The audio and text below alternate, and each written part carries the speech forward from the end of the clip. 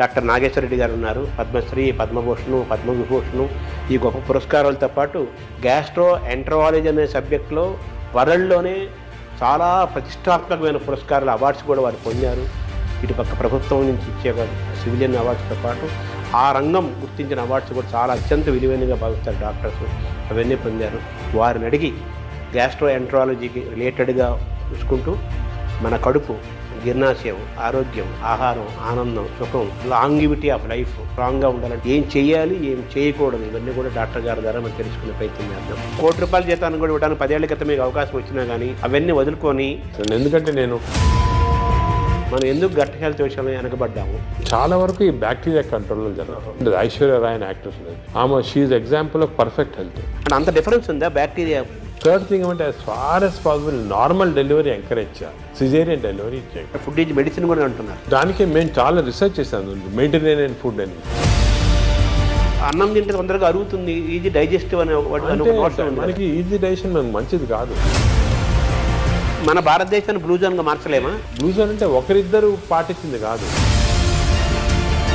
అంటే బ్లూ జోన్గా మారడం అంటే ఏం చేయాలి సార్? అందరూ అక్కడ 100 years బతుకుతారు. ఫుడ్ అండ్ యాక్టివిటీసే మెయిన్. ఎక్సర్సైజ్లో 2 types ఉన్నాయి. కొంతమందికి మార్నింగ్ ఎక్సర్సైజ్ చేస్తే మంచిది, కొంతమందికి రాత్రి చేస్తే మంచిది. అంటే స్లీప్ చేతిలో మనం ఉన్నామా? స్లీప్ మన చేతిలో తెచ్చుకోవచ్చు. స్లీప్ మన చేతి తెచ్చుకోవచ్చు. ఆ sunrise sunset timing maintain చేస్తాం.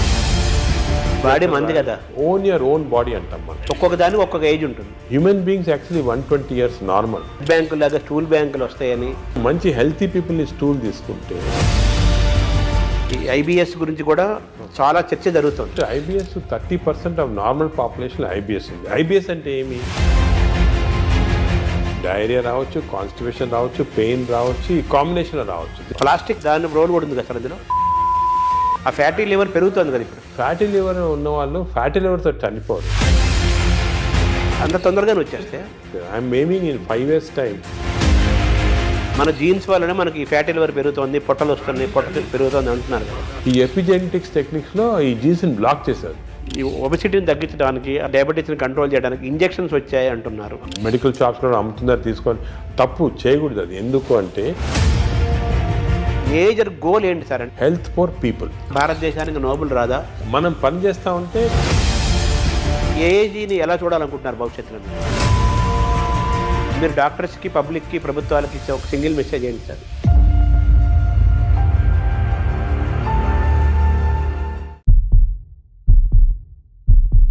నమస్కారం. మనతో పాటు డాక్టర్ నాగేశ్వర రెడ్డి గారు ఉన్నారు. గ్యాస్ట్రో ఎంటరాలజిస్ట్గా వారు ప్రపంచ ప్రసిద్ధులు. అనేక పరిశోధనలు చేశారు, చేస్తున్నారు. కొత్తదనం కోసం ఎప్పుడు వారు వెంపర్లాడుతుంటారు. అంటే రీసెర్చ్, పరిశోధన జరగాలి, డాక్టర్లు అప్డేట్ అవ్వాలి. అలాగే ప్రజలకి, సామాన్యులకు కూడా వైద్యం ఏమిస్తోంది, వైద్యంలో జరుగుతున్న పరిశోధనలు ఏంటి, ఏమేమి అందుబాటులో ఉన్నాయి, ఇవన్నీ తెలుసుకుంటూ మన ఆరోగ్యాన్ని ఏ విధంగా కాపాడుకోవాలి, అనారోగ్యానికి ఎలా దూరంగా ఉండాలి, చిన్న చిన్న మార్పులతో కూడా మనం ఆరోగ్యాన్ని ఎలా మనం చేసుకోవచ్చు, ఇవన్నీ కూడా ఒక బాధ్యతాయుతమైన డాక్టర్గా వారి కెరీర్ని ప్రారంభించి ఈరోజు ప్రపంచ ప్రఖ్యాతి తీసుకొచ్చి గ్యాస్ట్రో ఎంటరాలజీలు అనే సబ్జెక్ట్లో వాళ్ళు టాప్లో ఉన్నారు. నాగేశ్వర రెడ్డి గారు పద్మశ్రీ, పద్మభూషణ్, పద్మవిభూషణ్ ఈ గొప్ప పురస్కారాలతో పాటు గ్యాస్ట్రో ఎంటరాలజీ అనే సబ్జెక్టులో వరల్డ్లోనే చాలా ప్రతిష్టాత్మకమైన పురస్కారాలు, అవార్డ్స్ కూడా వారు పొందారు. ఇటుపక్క ప్రభుత్వం నుంచి ఇచ్చే సివిలియన్ అవార్డ్స్తో పాటు ఆ రంగం గుర్తించిన అవార్డ్స్ కూడా చాలా అత్యంత విలువైనగా భావిస్తారు డాక్టర్స్. అవన్నీ పొందారు. వారిని అడిగి గ్యాస్ట్రో ఎంటరాలజీకి రిలేటెడ్గా చూసుకుంటూ మన కడుపు, జీర్ణాశయం, ఆరోగ్యం, ఆహారం, ఆనందం, సుఖం, అలాగే లాంగివిటీ ఆఫ్ లైఫ్ స్ట్రాంగ్గా ఉండాలంటే ఏం చేయాలి, ఏం చేయాలి, ఏం చేయకూడదు, ఇవన్నీ కూడా డాక్టర్ గారి ద్వారా మనం తెలుసుకునే ప్రయత్నం చేద్దాం. నమస్కారం డాక్టర్ గారు. నమస్కారం శర్మ గారు. మామూలుగా మీరు ఆ వృత్తికి చాలా గొప్ప విలువని, గౌరవాన్ని తీసుకొచ్చారు. అదే అప్పుచ్చేవాడు, వైద్యుడు అని మామూలుగా మనం చిన్నప్పుడు చదువుకునేవాళ్ళం. సో ఆ వైద్యుడికి అంత స్థానం ఉంది. సరే, నెగిటివ్ పక్కన పెట్టేస్తే మీలాంటి వాళ్ళ వల్ల మళ్ళీ డాక్టర్లు ఇంత సర్వీస్ ఓరియంటెడ్గా ఉంటారు, ఇంత పబ్లిక్ ఇంట్రెస్ట్తో ఉంటారు, ఇన్ని రీసెర్చ్ చేస్తారు. ఆ వైద్యానికి, ఆ రంగానికి, అలాగే ఆ రాష్ట్రానికి, ఆ దేశానికి కూడా గొప్ప పేరు తీసుకొస్తారని మీలాంటి వాళ్ళ వల్ల మళ్ళీ ఆ వృత్తి యొక్క గౌరవాన్ని మీలాంటి వాళ్ళు కాపాడుతున్నారు. రీసెంట్గా పద్మవిభూషణ్ కూడా వచ్చింది. సో మీకు ముందుగా తెలుగు వారందరి తరపున మీకు అభినందనలు, పబ్లిక్ తరపున మీకు కృతజ్ఞతలు కూడా తెలియజేయాలి. సార్ ఇప్పుడు బాగా వినపడే మాట, అన్ని డాక్టర్లు, వాడు కార్డియాలజిస్ట్ అయినా, నెఫ్రాలజిస్ట్ అయినా, న్యూరాలజిస్ట్ అయినా లైఫ్ స్టైల్ మాట్లాడుతున్నారు. ఫస్ట్ లైఫ్ స్టైల్ అంటున్నారు, తర్వాత గట్ హెల్త్ అంటున్నారు. గట్ హెల్త్, మైక్రోబయాము, దీని గురించే మాట్లాడుతున్నారు కదా. ఏంటి సార్ ఈ గట్ హెల్త్? ఈ గట్ హెల్త్ మనం కాపాడుకోవాలంటే ఏం చేయాలి? మనం ఎందుకు గట్ హెల్త్ విషయంలో వెనకబడ్డాము? గట్ హెల్త్ అనేది మీరు ఈ మధ్యనే వింటున్నారు అన్నమాట టర్మ్, కానీ మా మెడికల్ టర్మినాలజీలో చాలా రోజులుగా ఉంది గట్ హెల్త్ అనేది. దీనికి ఇంపార్టెన్స్ ఎందుకు వచ్చిందంటే, మామూలుగా సాధారణంగా నాన్ డాక్టర్స్ కానీ ఈవెన్ డాక్టర్స్ ఏమనుకునే వాళ్ళు హార్ట్ ఇంపార్టెంట్, చాలా హార్ట్ అండ్ కార్డియాలజిస్ట్కి అప్పుడు ప్రతి వాళ్ళు కార్డియాలజిస్ట్ చూపించుకోవటం, హార్ట్ అటాక్ వస్తుంది, స్టెంట్స్ వేసుకోవటం, హార్ట్ సర్జరీ చేసుకోవటం. అదేవిధంగా బ్రెయిన్ ఇంపార్టెంట్, మెదడులో ఏం రాకూడదని దానికి కరెక్ట్గా మందులు తీసుకోవటం, మెదడుకి కొన్ని ఎక్సర్సైజ్ ఉన్నాయి అవి చేయటము. అదేవిధంగా కిడ్నీస్ కూడా చాలా ఇంపార్టెంట్, లివర్ ఇంపార్టెంట్ అని అందరు అనుకునేవాళ్ళు. కానీ ఇప్పుడు మనకి రీసెంట్గా చాలా రీసెర్చ్ జరిగింది. దీంట్లో ఏం తెలిసిందంటే, ఇవి అన్నిటికీ సెంట్రల్ కంట్రోల్ అని ఒకటి ఉంటుంది. సెంట్రల్ కంట్రోల్ బ్రెయిన్లో లేదు, హార్ట్లో లేదు, కానీ సెంట్రల్ కంట్రోల్ మన పేగుల్లో ఉంది. ఎందుకు అంటే, ఇప్పుడు మీరు న్యాచురల్ ఎవల్యూషన్ చేసి చూసారనుకోండి, ఈ ఎవల్యూషన్లో మామూలుగా చిన్న జంతువుల్లో కూడా మ్యాక్సిమం ఇంపార్టెన్స్ పేగులకి ఇచ్చారు. ఎవల్యూషన్ అంటే nature has given that importance. ఎందుకు అంటే, మనం నార్మల్గా ఆహారం తింటాము, ఆహారం నుంచి ఎనర్జీ వస్తుంది. ఈ ఎనర్జీ ప్రతి ఆర్గన్కి డిస్ట్రిబ్యూట్ అవుతుంది. హార్ట్కి ఎనర్జీ అవసరం, బ్రెయిన్కి ఎనర్జీ అవసరం, కిడ్నీ. ఈ ఎనర్జీ అనేది సెంట్రల్ మాట. ఈ ఎనర్జీ ఎందుకు వస్తుంది? మన ఆహారం తిన్న సరిగా డైజెస్ట్ అయితే ఎనర్జీ వస్తుంది. ఈ కాన్సెప్ట్ అనేది ఇప్పుడు మనకి తెలిసిపోయిన తర్వాత అసలు గట్లో ఇంత ఇంపార్టెన్స్ ఎందుకు ఉంది?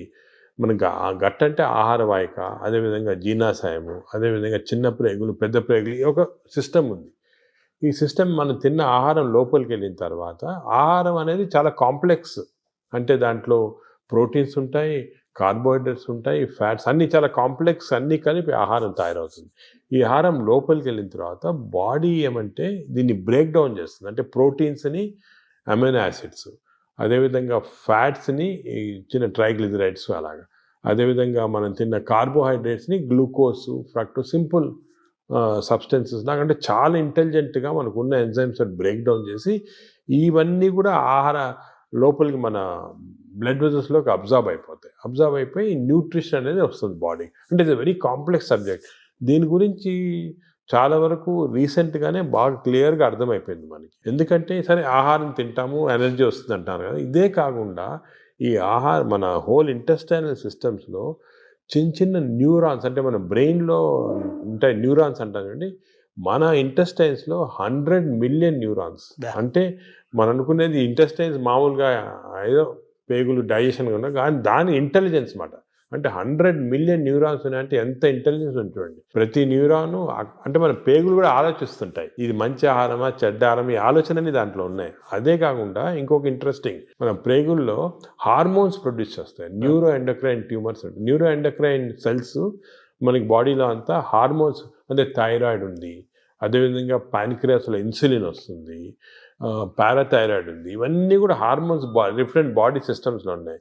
కానీ మన ప్రేగుల్లో అన్ని బాడీలో ఉన్న హార్మోన్స్లో ఉన్న సెల్స్ కన్నా కూడా ఎక్కువ సెల్స్ ఇంటెస్టైన్స్లో ఉన్నాయి. అంటే ప్రేగుల్లో నరాలు ఉన్నాయి, అదేవిధంగా హార్మోన్స్ ఉన్నాయి.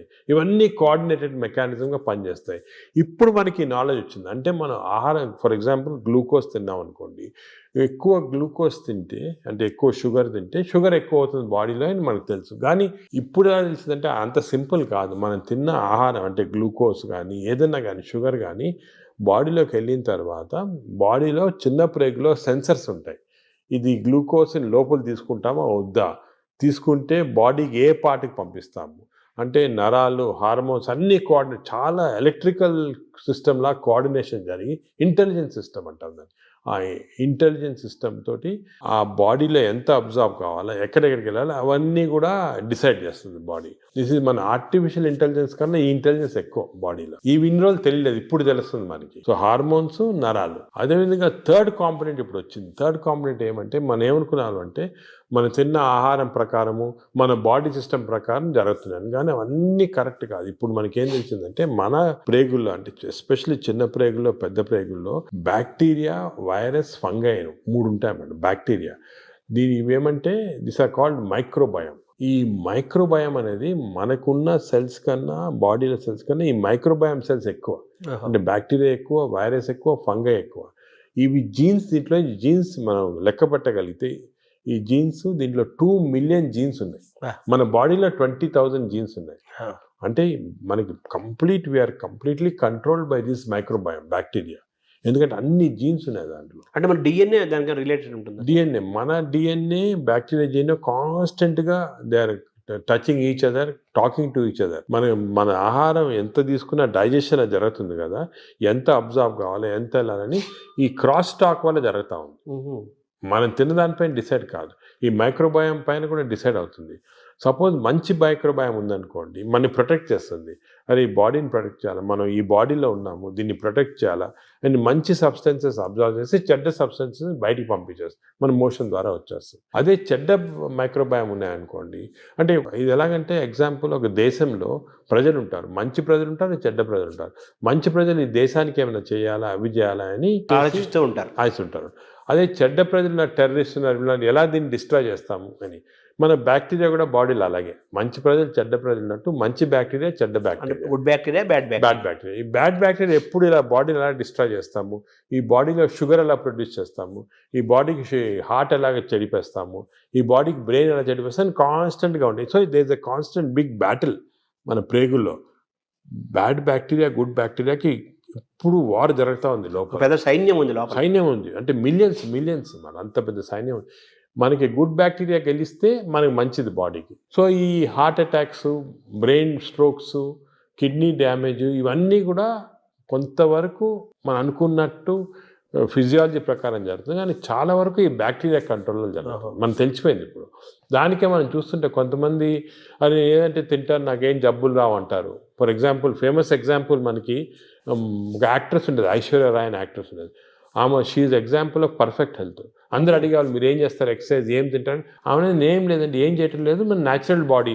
అప్పుడు ఊరికనే అందరు ఎలాగ natural, this is a natural. అంటే మన మంచి బ్యాక్టీరియా ఉంటే బాడీ గ్లో వస్తుంది, స్కిన్ గ్లో వస్తుంది, అదేవిధంగా షుగర్ కంట్రోల్లో ఉంటుంది. సో ఇది ఫండమెంటల్గా ఇది తెలిసిపోయింది ఇప్పుడు మనకి. సో మోస్ట్ ఇంపార్టెంట్ ఇప్పుడు ప్రజలు అడిగేది ఏమంటే ఎలాగ how to have good bacteria, how to avoid bad bacteria, ఇది అనేది ఫండమెంటల్ క్వశ్చన్ వచ్చింది మనకి. దీని గురించి చాలా రీసెర్చ్ జరుగుతుంది. ఇంకో ఫండమెంటల్ క్వశ్చన్ మా వాళ్ళు చాలామంది నన్ను అడుగుతుంటారు, అది ఇన్ని సంవత్సరాలుగా మనం చూస్తున్నాం కదా, ఇది ఎందుకు తెలియదు, ఈ నాలెడ్జ్ ఎందుకు లేదు, ఈ బ్యాక్టీరియా గురించి ఇప్పుడే 2-3 సంవత్సరాలుగా మాట్లాడుతున్నారు అందరూ, మీరు కూడా 2-3 సంవత్సరాలుగా ఎందుకు తెలియలేదంటే ఈ బ్యాక్టీరియా అనేది లోపల ఉంటాయి కదా, దీన్ని తీసి కల్చర్ చేసి స్టడీ చేసే టెక్నిక్స్ మన దగ్గర లేవు ఇన్ని రోజులు.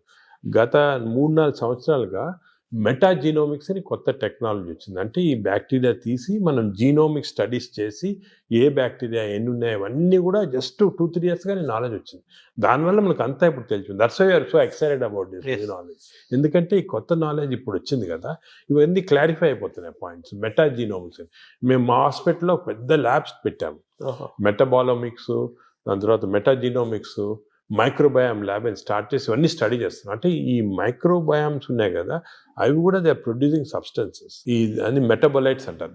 దాని స్టడీ కదా మెటబాలామిక్స్. మేము we are started a mass spectroscopy అని ఒక పెద్ద ఇన్స్ట్రుమెంట్, అది తీసుకొని స్టడీ చేస్తున్నాం ఏ బ్యాక్టీరియా ఏది ప్రొడ్యూస్ చేస్తుంది మన బాడీలో. For example, there is a chemical called TMAO, TMAO.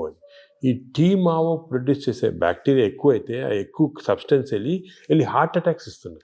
So heart attack is not because of any clogging and all, is because of TMAO.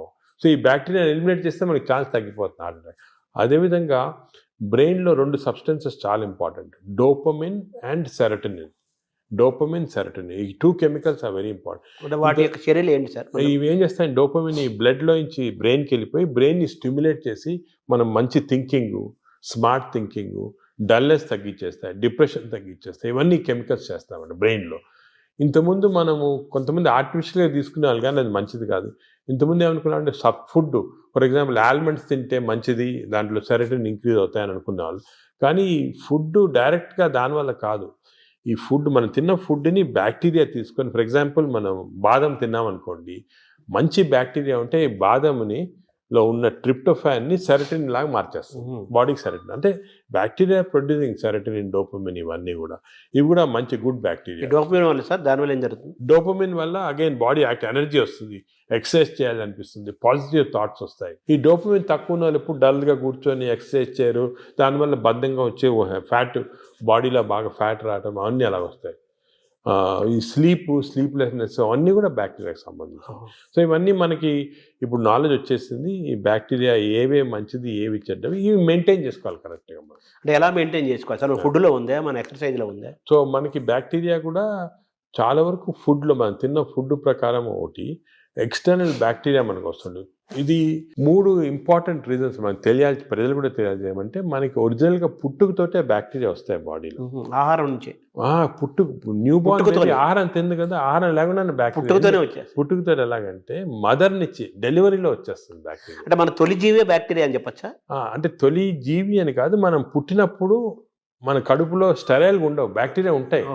ఎందుకు అంటే ఈ ఒకటి మన మదర్ ప్లసెంటా ఉంటుంది కదా లోపల, బర్త్ అవుట్ ప్లసెంటాలో కొంతవరకు బ్యాక్టీరియా వెళ్ళిపోతాయి. అంటే ఆమ్నియాటిక్ ఫ్లూయిడ్ అని ఉంటుంది దాంట్లో బ్యాక్టీరియా. అదేవిధంగా బర్త్ కెనాల్ నుంచి పాస్ అయినప్పుడు బేబీ బ్యాక్టీరియా కొన్ని మింగేస్తాయి మదర్ బేబీ.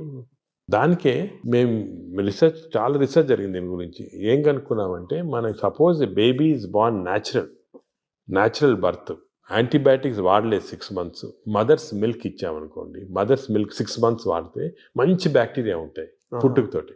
6 months తర్వాత మంచి బ్యాక్టీరియా. అదే కాకుండా ఈ సిజేరియన్ డెలివరీ చేసి బ్రెస్ట్ మిల్క్ ఇవ్వకపోతే యాంటీబయాటిక్స్ ఫస్ట్ 6 monthsలో వాడితే చిల్డ్రన్లో బ్యాక్టీరియా మార్పుడు వచ్చేస్తుంది, చెడ్డ బ్యాక్టీరియా ఉంటాయి. సో పుట్టుకతోటి you're starting with advantage or disadvantage. Advantage or disadvantage పాపం మా బేబీ డిసైడ్ చేయదు, మదరు, పేరెంట్స్, డాక్టర్ వాళ్ళు డిసైడ్ చేస్తారు. అంటే ప్రెగ్నెన్సీ దశలోనే ప్రీ ప్రెగ్నెన్సీ దశ నుంచే అవేర్నెస్ ఉండాలంటారా? అంటే అంటే మనకి యాంటీబయాటిక్స్ మదర్ కూడా వాడకూడదు, ఎంత తక్కువ వాడితే అంత మంచిది. బేబీకి 6 months దాకా అసలు యాంటీబయాటిక్ వాడకపోతే మంచిది. ఇంకోటి ఫీడింగ్ కూడా మనం ఎంకరేజ్ చేయాలి. ఊర్లలో చేసేవాళ్ళు ఇంతకుముందు, ఇప్పుడు ఏదో సిటీస్లో అంతా ఫ్యాషన్ అయిపోయింది ఈ డబ్బా పాలియటం అని, అవన్నీ పోవాలి. 6 months దాకా కంపల్సరీ బేబీకి మదర్ మిల్క్ ఇవ్వాలి. మదర్ మిల్క్లో కొన్ని సబ్స్టెన్సెస్ ఉన్నాయి, స్పెషల్ సబ్స్టెన్స్, అంటే నేచర్ ఇచ్చింది. ఈ సబ్స్టెన్సెస్ వల్ల మంచి బ్యాక్టీరియా గ్రోత్ వచ్చేస్తుంది బాడీలో. బ్రెస్ట్ మిల్క్ ఇది best milk, breast milk is best milk and breast milk is best for bacteria, correct bacteria. అది ఇప్పుడు తెలిసిపోయింది క్లియర్గా. సో 6 months ఉండాలి. అదేవిధంగా చిల్డ్రన్కి ఎంత మరీ అవసరమైతే తప్ప యాంటీబయాటిక్స్ ఇవ్వకూడదు. యాంటీబయాటిక్స్ మనం ఇచ్చేసామనుకోండి బ్యాక్టీరియా చేంజ్ అయ్యాం. ఇప్పుడు యాంటీబయాటిక్స్ అంతకుముందు డాక్టర్ ప్రిస్క్రిప్షన్ అవి ఉండేవి, ఇప్పుడు అవి లేవు, అందరూ మెడికల్ షాప్ తీసుకోవడం అది కరెక్ట్ కాదు. దానికి యాంటీబయాటిక్స్ ఇవ్వకూడదు. థర్డ్ థింగ్ ఏమంటే, as far as possible normal delivery encourage చేయాలి, సిజేరియన్ డెలివరీ చేయకూడదు. అవునా సార్? అంటే అంత డిఫరెన్స్ ఉందా? బ్యాక్టీరియా డిఫరెన్స్ ఉందా? సిజేరియన్ ఇప్పుడు అసలు హాంకాంగ్లో ఒక మంచి ఇచ్చేసారు. ఇప్పుడు ఏం చేస్తారంటే, అక్కడ సిజేరియన్ డెలివరీస్ ఎక్కువ అవుతున్నాయని మదర్కి ఆ సిజేరియన్ డెలివరీ టైంలో స్టూల్ ఉంటుంది, అది తీసి పక్కకు ఫ్రిడ్జ్లో పెట్టి, బేబీ డెలివరీ సిజేరియన్ అయినా కూడా బేబీ డెలివరీ అయిన తర్వాత ఆ స్టూల్ ఫీడ్ చేస్తున్నారు బేబీకి. అవును. సో అట్లీస్ట్ కొంతవరకు నార్మల్ బ్యాక్టీరియా రావడానికి అంత ఇంపార్టెన్స్ ఉంది. సో ఇప్పుడున్న వాతావరణంలో మీరు చెప్పినట్టుగా, అంటే మనిషి పుట్టినప్పుడు నుంచే, పుట్టబోయే ముందు దశ నుంచే వెళ్ళిపోయేంత వరకు బ్యాక్టీరియా మేనేజ్మెంట్. అప్పుడే ఎందుకు చెప్తున్నా అంటే ఇంపార్టెంట్. అందరూ ఏమంటారు తర్వాత చూసుకుంటాం, మనం పెద్ద అదిగా పుట్టినప్పటి నుంచి స్టార్ట్ అవుతుంది బ్యాక్టీరియా మేనేజ్. పుట్టినప్పుడే ఈ 3 precautions follow: normal delivery, breast feeding, అదేవిధంగా నో యాంటీబయాటిక్స్ చిల్డ్రన్లో 6 months దాకా. చాలా స్ట్రిక్ట్గా ఫాలో అయ్యామనుకోండి, వి స్టార్ట్ విత్ అడ్వాంటేజ్. ఇప్పుడు మనం ఆల్రెడీ దాటేసాం, ఇప్పుడు న్యూ బేబీస్ ఓకే. ఇప్పుడు దాటిన తర్వాత కొన్ని మార్పులు, అప్పుడు నెక్స్ట్ ఏమంటే నెక్స్ట్ ఎలాగా డెవలప్ చేయాలని, ఫస్ట్ ఫుడ్ చిల్డ్రన్ నుంచి స్టార్ట్ అవుతుంది. చిల్డ్రన్ నుంచి కొన్ని టైప్ ఆఫ్, ఇప్పుడు ఫైబర్ ఎక్కువ ఉన్న ఫుడ్, దాని తర్వాత ఎక్కువ న్యాచురల్ ఫుడ్స్, అంటే మన ఆర్గానిక్ ఫుడ్, అటువంటి న్యాచురల్ ఫుడ్స్, ఎక్కువ వెజిటబుల్స్, ఇటువంటివన్నీ మంచివి. కానీ అన్ఫార్చునేట్లీ ఒక రాంగ్ థింగ్ ఏమవుతుందంటే, ఫాస్ట్ ఫుడ్. చిల్డ్రన్ స్కూల్కి వెళ్ళగానే పక్కనే ఫాస్ట్ ఫుడ్ షాప్ ఉంటుంది, ఫాస్ట్ ఫుడ్స్, ఈ బర్గర్స్, చిప్స్, ఇటువంటివన్నీ, నూడిల్స్, ఇవన్నీ కూడా బ్యాడ్ బ్యాక్టీరియా కారణం. అసలు మనం నెక్స్ట్ స్టెప్ చిల్డ్రన్లో ఏం చేయాలంటే, హెల్తీ ఫుడ్ హ్యాబిట్స్ చాలా స్ట్రాంగ్గా పట్టుకోవాలి. ఇంకోటి వర్స్ట్ ఏమంటే, ఈ సోడా డ్రింక్స్, ఫ్రక్టోస్ ఉంటుందండి, ఈ కార్న్ సిరప్ ఉంటుంది, ఈ సోడాస్లో చాలా రాంగ్ బ్యాక్టీరియా వచ్చేస్తాయి. Cool drinks sir? Cool drinks అస్సలు తీసుకోకూడదు. Cool drinks even fruit juice కూడా ఐ డోంట్ అడ్వైస్. ఫ్రూట్స్ మంచిది, ఎందుకంటే ఫైబర్ ఉంటుంది. ఫ్రూట్ జ్యూస్లో ఏముంటుంది, ఒట్టి ఫ్రక్టోస్ ఉంటుంది. ఫ్రక్టోస్ అనే సబ్స్టెన్స్ గ్లూకోజ్ కన్నా కూడా డేంజరస్. అసలు దానికే కూల్ డ్రింక్స్, ఫ్రూట్ జ్యూసెస్ తాగకూడదు. అందరు మిస్టేక్ అంటే కూల్ డ్రింక్స్ తాగడం లేదు, ఫ్రూట్ జ్యూస్ తాగుతున్నాడు. ఫ్రూట్ జ్యూస్ తాగకపోతే ఫ్రూట్ తినొచ్చు కదా. అవును, ఫ్రూట్లో ఫైబర్ ఉంటుంది, న్యాచురల్ అది. మీకు ఫ్రూట్ జ్యూస్లో ఫ్రక్టోస్ వచ్చి బాడీకి మంచిది కాదు ఫ్రక్టోస్. సో అది we should avoid completely. So children, next step baby నుంచి చిల్డ్రన్లో ఏమంటే we should advise them healthy foods. ఈ మిడ్ డే మీల్స్ కూడా స్కూల్లో పెడతారు, అవి కూడా ఒకటేమంటే ఈ ఫాస్ట్ ఫుడ్స్ అవాయిడ్ చేయాలి. Second, hygiene important. ఇప్పుడు ఏమంటే ఈ మిడ్ డే మీల్స్ కుకింగ్లో మనం చూస్తుంటాం, చాలా బ్యాడ్ హైజీన్ వల్ల బ్యాడ్ బ్యాక్టీరియా వస్తుంది. అది కూడా కొంచెం కంట్రోల్ చేయాలి. ఫైబర్ అది కంట్రోల్ చేయాలి, చాలా important. So these are all very important children level. ఇంకోటి, చిల్డ్రన్లో ఫిజికల్ యాక్టివిటీ బాగుంటే మంచి బ్యాక్టీరియా వస్తున్నాయని అది కూడా తెలిసిపోయింది. యాక్టివిటీ సెల్ ఫోన్కి అటాచ్ అయిపోతున్నారు అంతే. అది తప్పది. సో చిల్డ్రన్లో ఫిజికల్ యాక్టివిటీ వల్ల కూడా బ్యాక్టీరియా చేంజ్ అవుతున్నాయి. So we have to encourage sports, physical activity. So మంచి nutrition, hygienic nutrition, organic food, అదేవిధంగా physical activity. Avoid juices, fruit juices కానీ, సోడాస్ కానీ, avoid unhygienic food, avoid fast foods. Simple. అంటే చిన్నపిల్లలు, teenagers, adolescence, తర్వాత అలా age పెరుగుతూ next age ఇప్పుడు ఏమంటే ఇంకోటి బ్యాక్టీరియా మేము ఏం చూసామంటే, చిన్నప్పుడు మార్పులు చేయటం సులభం, పెద్ద అయిన తర్వాత కష్టం, అంత ఈజీ కాదు, చాలా ఎఫర్ట్ పెట్టాలి పెద్ద అయిన తర్వాత చేంజ్ చేయడానికి. మీరు ఫుడ్ అనేది చాలా ఇంపార్టెంట్, ఫుడ్ ఈజ్ మెడిసిన్ కూడా అంటున్నారు. ఆ ఫుడ్ దానికే మేము చాలా రీసెర్చ్ చేశాను, మెడిటరేనియన్ ఫుడ్ అనేది. ఫర్ ఎగ్జాంపుల్ కొన్ని టైప్స్ ఆఫ్ ఫుడ్, ఈ కోకోనట్ వాటర్ అనుకోండి, 2 గ్లాసులు కోకోనట్ వాటర్ తాగితే మంచి బ్యాక్టీరియా ఉంటుంది. అదేవిధంగా బ్లాక్ కాఫీ, అసలు మిల్క్ అనేది రాంగ్ కాన్సెప్ట్. పెరుగు మంచిది కానీ పాలు మంచిది. ప్రోబయోటిక్ అంటారు కదా, పెరుగులో ప్రోబయోటిక్స్ ఉంటాయి. ప్రోబయోటిక్స్ జనరల్, పాలు మంచిది కాదు. ఎందుకంటే మనం వేరే స్పీసీస్ పాలు తాగుతున్నాం. మదర్ మిల్క్ మంచిది బేబీకి. అవును, 6 months అయిన తర్వాత వేరే స్పీసీస్ పాలు మంచిది కాదు. ఎందుకంటే పాలు, ఒక స్పీసీస్లో పాలు is meant only for that species. ఇప్పుడు ఆవు పాలు అనుకోండి, ఆవు పాలు అంటే దూడకు మంచిది, అది గ్రోత్కి మంచిది, చాలా ఎక్స్పోనెన్షియల్ గ్రోత్ అవుతుంది బేబీ. కాఫీకి మంచిది కానీ వేరే మనం తాగటం మంచిది. అంటే మన వాళ్ళు ఆయుర్వేదం కూడా మనం సెకండ్ మాట్లాడుకుంటే వాళ్ళు ఏమంటారంటే ఆవు నెయ్యి, ఆవు పాలు, ఆవు ద్వారా వచ్చేదంతా కూడా మనకు మంచిది, బ్రెయిన్. ఆవు పాలు కాదు, ఆవు గీ పర్వాలేదు కానీ ఆవు పాలు మనకి కర్డ్స్ ఫామ్లో, అటువంటి ఫామ్లో మంచిగా. యాక్చువల్ మిల్క్ తీసుకుంటే దట్ ఆవు పాలు మెంట్ ఓన్లీ ఫర్ కాఫ్, అంటే వాళ్ళ పిల్లలకి అంతే. మనం వేరే స్పీసీస్ పాలు దాటం కరెక్ట్ కాదు, అది నేచర్ అగైన్స్ట్. అది అంటే మనుషులు వాళ్ళు తీసుకోవాలి, మనుషులంటే అంతే, exact same species, that is nature.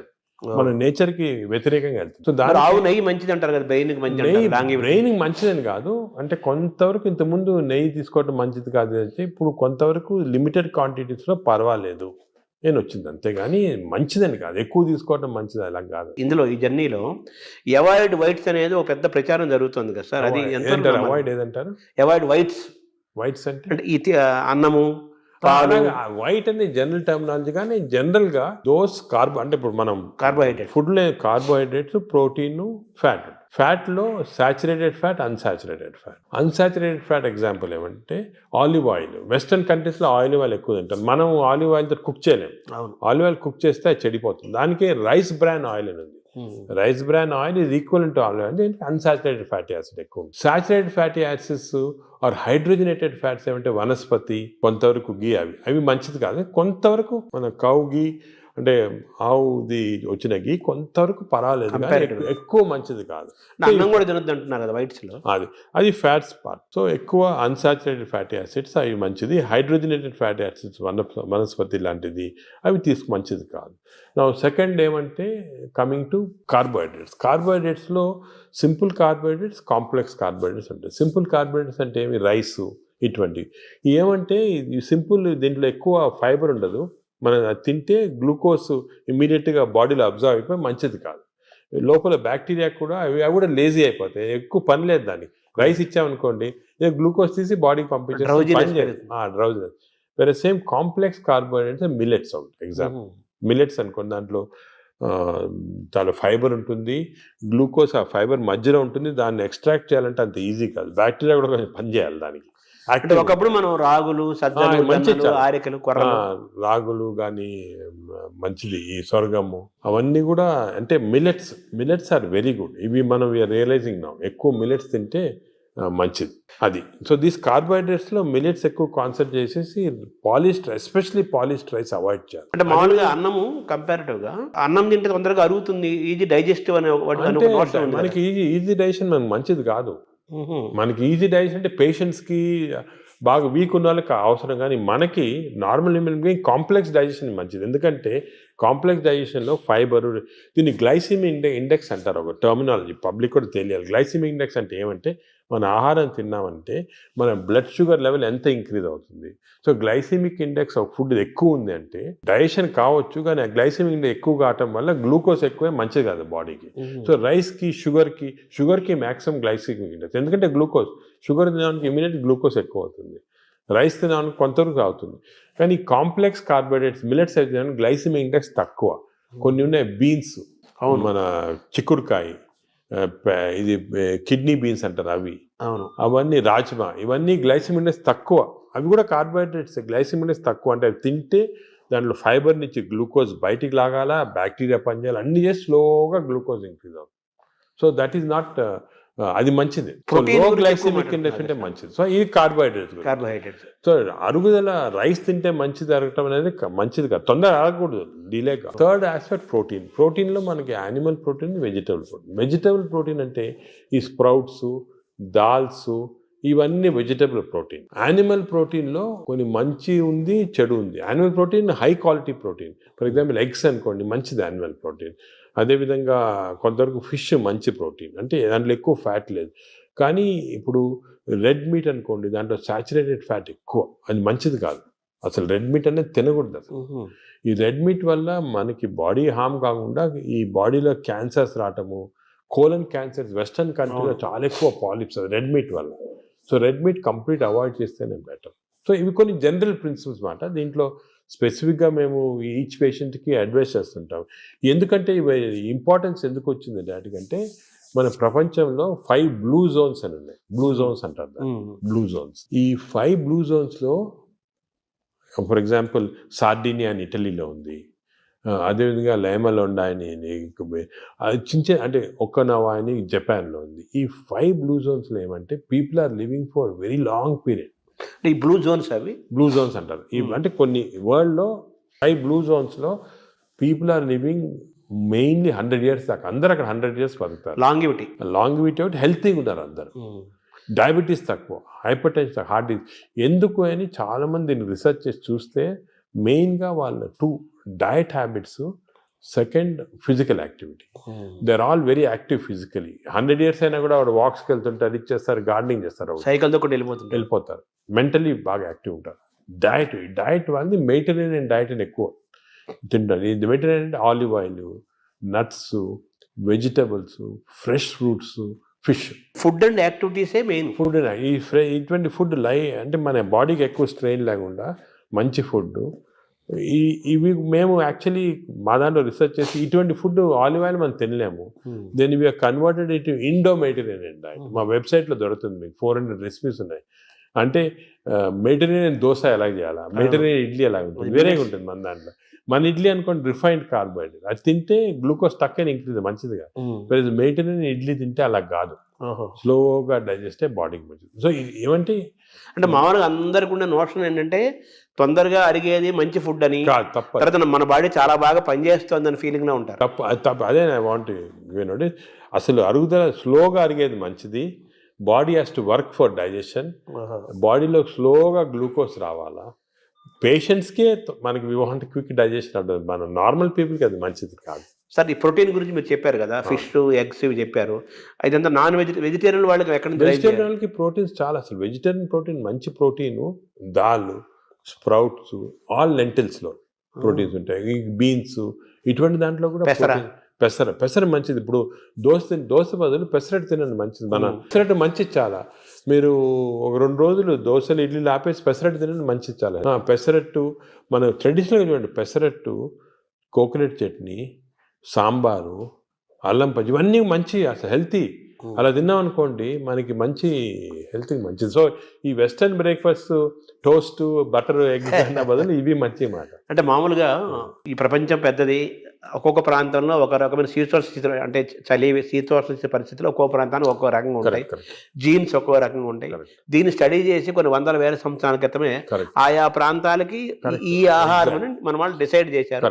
వందల ఏళ్ల నుంచి మనం అవే ఫాలో అవుతున్నాము కదా. ఇప్పుడు ఇది మారడం లేదు. నేను అనేది ఏమంటే మనం ఏ ప్రాంతంలో ఉన్నామంటే ఆ ప్రాంతము భోజనం ఫుడ్స్ అడాప్ట్ చేయడం మంచిది. అవును, మీరు చెప్పాను కదా, ఫర్ ఎగ్జాంపుల్ పెసరట్టు మన దాంట్లో, అలాగా చాలా చిక్కుడుకాయతో చేస్తారు, లాల్తో చేస్తారు, సాంబారు, ఇటువంటివన్నీ హెల్తీ ఫుడ్స్. ఇవి మనము అదే కంటిన్యూ చేయాలి. బట్ ఏమంటే కొత్తగా వెస్టర్నైజ్ ఫుడ్స్, ఇప్పుడు ఇడ్లీ కూడా మనకి వేరే టైప్స్లో చేయొచ్చు. పురాణాలు వేరే మామూలుగా ప్యూర్ ఇడ్లీ వచ్చింది అనుకోండి, కంప్లీట్ డైజెస్టెడ్, అవన్నీ మోడర్న్. ఇది అది ఆవిరికూడు అనేవాళ్ళు, ఆవిరికూడు అనేవాళ్ళము. అలాగే ఇప్పుడు మనము ఆపం తీసుకోండి, ఆపం కూడా బాగా స్టీమ్డ్, అది మంచి ఇది, అది కేరళ వాడు ఎక్కువ తింటారు, అది తింటారు మన దగ్గర కూడా. సో ఇటువంటివన్నీ ఒరిజినల్ డైట్స్ అని మనం ఫాలో అయ్యి ఈ కొత్త అడిషన్స్ వచ్చాయి చూడండి, అవి మంచిది కాదు. మన ఏ రీజన్లో ఉంటే ఆ ఆహారం తింటాం. కేరళ అనుకోండి, ఆ కేరళ వాళ్ళు తిన్న ఆహారం అది మంచిది లోకల్గా, వాళ్ళకి ఎక్కడ గ్రో అయిన ఆహారం తింటే అది చాలా మంచిది. మన ఈ వెస్టర్నైజ్ డైట్స్ వచ్చి చాలా ఇచ్చేస్తుంది. ఈ వెస్టర్నైజ్ డైట్స్ కూడా మన డైట్స్కి అడాప్ట్ చేసుకోవాలి. అవి తింటే కూడా మనం ప్యూర్ వెస్టర్నైజ్డ్ మెడిటరేనియన్ డైట్ మనం తినలేము. మన దానికి అడాప్ట్ చేసుకొని తింటే మనకి మంచిది. మన దోశలు వాళ్ళు తింటున్నారు, వాళ్ళ బర్గర్లు పిజ్జాలు మనం తింటున్నాం. అదే మిస్టేక్. ఇప్పుడు మామూలుగా నేను విన్నాను, ఎవరో చెప్పగా విన్నాను, ఈ బ్యాక్టీరియా మైక్రోబయోమ్ ఇంపార్టెంట్ అని చెప్పారు కదా మీరు. ఈ క్రమంలో అసలు మన బ్యాక్టీరియా ఆల్మోస్ట్ మనం కోల్పోయి యూరోపియన్ బ్యాక్టీరియా వచ్చేసింది అంటున్నారు మనలోకి. అది కరెక్ట్. అంటే స్లోగా ఈ వెస్టర్నైజేషన్ వల్ల మనకి మంచి బ్యాక్టీరియా ఉంది, అది పోయి బ్యాడ్ బ్యాక్టీరియా వచ్చి ఓవర్టేక్ చేస్తూ ఉంది. సో మనం ఇప్పుడు అగైన్ దీని గురించి కూడా మేము చాలా రీసెర్చ్ చేస్తున్నాము. We are studying bacteria in different people in different places. మన కుంభమేళా జరిగింది, దాంట్లో చాలా బ్యాక్టీరియల్ స్టడీస్ చేసాము. అలాగే వీఆర్ డన్ మంచి రిజల్ట్స్ పబ్లిష్ చేస్తున్నాము. ఇప్పుడు నేను ప్రకారం మన బ్యాక్టీరియా, మన న్యాచురల్ బ్యాక్టీరియా, మన దేశంలో ఉన్న బ్యాక్టీరియా, మన ప్రాంతాల్లో ఉన్న మంచి బ్యాక్టీరియా, అవి ప్రిజర్వ్ చేసుకోవాలి. అవి చేయడానికి కొన్ని టెక్నిక్స్, కొన్ని మెథడ్స్ అవి ఉన్నాయి. అవి మేము ఇప్పుడు ఇంకోటి ఏం చేస్తున్నామంటే రీసెర్చ్, ఈ ఎక్స్టెన్సివ్ బ్యాక్టీరియా రీసెర్చ్ చేసిన తర్వాత ఏవి మంచి బ్యాక్టీరియా, ఏ చెడ్డి బ్యాక్టీరియా అని కనుక్కున్న తర్వాత, ఈ బ్యాక్టీరియా అనేది మన స్టూల్స్లో ఉంటాయి, కష్టం వేయటం, థెరపీలు ఏమి. So we're desiccating it and producing what is called capsules. అంటే ట్యాబ్లెట్స్, మన ఈ మామూలుగా యాంటీబయాటిక్స్ ఇటువంటి ట్యాబ్లెట్స్ బదులు ఈ డెసికేటెడ్ స్టూల్ క్యాప్సూల్సే ట్యాబ్లెట్స్ లాగిస్తున్నాం. భవిష్యత్తు అదే అంటున్నారు, ఫ్యూచర్ అదే దాని తర్వాత. సార్ మార్నింగ్ మన తెలుగు వాళ్ళం కాబట్టి మన ప్రాంతం మాట్లాడుకున్నాం. ఇప్పుడు మీ టాపిక్ అంతా లోకల్గా ఏ ఆహారం అవైలబుల్గా ఉందో 100 ఏళ్ల నుంచి అది తినండి, లోకల్గా మనం ఎలా ఉన్నామో దాన్ని ఫాలో. సేమ్ ఫిజికల్ యాక్టివిటీ చూసుకోండి, same activity you don't have to. కానీ ఇప్పుడు ఆ ఆఫీస్లో కూర్చోవడం టైం లేకుండా వేరే అడ్వకేటింగ్, సరే ఎక్సర్సైజ్ 1 hour చేయాలా, ఎక్సర్సైజ్ చేయాలా. ఈ ఎక్సర్సైజ్ కూడా ఇంపార్టెన్స్ ఏమంటే, అందరు నేను 1 hour చేస్తున్నా సార్ టైర్డ్ అయిపోతున్నామని అంటుంటారు. ఎక్సర్సైజ్లో 2 types ఉన్నాయి. కొంతమందికి మార్నింగ్ ఎక్సర్సైజ్ చేస్తే మంచిది, కొంతమందికి రాత్రి చేస్తే మంచిది. ఇప్పుడు నేను ఫర్ ఎగ్జాంపుల్ నేను నైట్ చేస్తేనే నాకు ఫ్రెష్ ఉంటుంది. మార్నింగ్ అది ఎలాగంటే బాడీలో లాక్టేట్స్ అని ఉంటాయి. లాక్టేట్ మెజర్మెంట్ చేసి మనం కనుక్కోవచ్చు. లాక్టేట్స్ ఎక్కువ అయిపోయాయి అనుకోండి, అప్పుడు నైట్ చేస్తే బెటర్. అది మరి ఎక్కువ సంకేతం తెలుస్తుందా? తెలిసిపోతుంది కదా మనకి. ఇప్పుడు బాడీలో ఎక్సర్సైజ్ చేస్తే, అది సింపుల్గా చెప్పాలంటే, సపోజ్ ఎక్సర్సైజ్ చేసామనుకోండి, ఎక్సర్సైజ్ చేసిన తర్వాత మార్నింగ్ ఎక్సర్సైజ్ చేసిన తర్వాత ఫ్రెష్గా ఉండదు, చాలా టైర్డ్ అయిపోయాం అనుకోండి, that means your exercise should be done in the evening. చేసిన తర్వాత ఫ్రెష్గా ఉన్నాం అనుకోండి, you should do in the morning. But సింపుల్గా అది కెమికల్గా కూడా మనం టెస్ట్ చేయొచ్చు. బాడీలో లాక్టేట్స్ తీసుకొని, ఎప్పుడు లాక్టేట్ లెవెల్ చాలా ఎక్కువ అయిపోయింది, ఫర్ ఎగ్జాంపుల్ నాకు పర్సనల్గా చెప్తున్నా కదా, నేను ఎక్సర్సైజ్ ఎవ్రీడే 1.5 hours చేస్తాను విగరస్ ఎక్సర్సైజ్. కానీ ఆ ఎక్సర్సైజ్ మార్నింగ్ చేశాను అనుకోండి, I feel dull whole day. అదే నైట్ చేశాను అనుకోండి, బాగా ఫ్రెష్ ఉంటుంది నాకు. అది నేను నా లాక్టేట్ మెజర్మెంట్ చేసి చూసుకున్నాను. అంటే మీరంటే డాక్టర్ కాబట్టి సైంటిఫిక్ గా ఎవరికైనా తెలుసుకుంటారు. మామూలు మీరు కూడా ఏం లేదు, ఇప్పుడు ఎక్సర్సైజ్ చేసి మీ బ్లడ్ శాంపుల్ లాక్టేట్ లెవెల్ పంపించారనుకోండి, లాక్టేట్ లెవెల్ మరీ ఎక్కువ ఉంటే మీరు నైట్ చేసుకుంటారు బెటర్. అంటే మన బాడీ సంకేతం ఇస్తుంది కదా, మైండ్ లో కూడా తెలిసిపోతుంది మనకి ఏది ఎక్సర్సైజ్. మీకు కూడా మార్నింగ్ వాక్ చేశారనుకోండి. కానీ ఇంకోటి ఏమంటే ఎక్సర్సైజ్లో ఏదో లీజర్లీ ఫ్రెండ్స్ మాట్లాడుకుంటా, కాఫీ తాక్కుంటా, ఏదో స్మోక్ చేసుకుంటా వాకింగ్ అది విగ్రెస్గా మినిమం పర్ అవర్ 6 కిలోమీటర్స్ నడవాలి. Minimum 6 is minimum. అంటే ఐడిల్ 5 కిలోమీటర్స్ అంటారు కాదు, 6 అదే సెకండ్. అదేవిధంగా ఈ ఎక్సర్సైజే కాకుండా మజిల్స్ చాలా ఇంపార్టెంట్. మనకేం తెలిసిందంటే మన మెటబాలిజము బాడీ నుంచి మజిల్స్ తెప్పిస్తే మంచిది బాడీకి.